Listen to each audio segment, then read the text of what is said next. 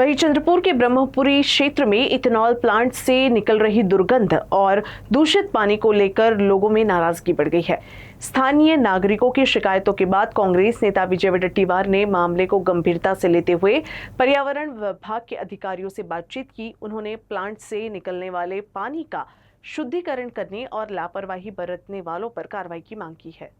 नाही, असं आहे, ते गावाच्या जवळ ते प्रोजेक्ट आहे आणि त्यामुळे तिथून दूषित पाण्यासंदर्भात मी पर्यावरण विभागाच्या अधिकाऱ्यांशी बोललो आहे। त्यांना तिकडे पाठवलं आहे। लोकांना खूप त्रास होत आहे, त्याची घाण वास येत आहे।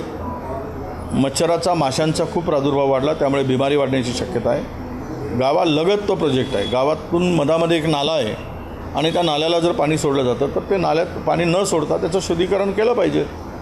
ते फिल्टर प्लांट लावा किंवा STP लावा, काय करायचं ते करा, परंतु ते मी अधिकाऱ्यांना पाठवलं आहे। माझ्या मतदारसंघातला प्रश्न आहे, हे जो कोणी करत असेल त्याच्यावर कारवाई व्हावी यासाठी मी अधिकाऱ्यांना सांगितलं आहे।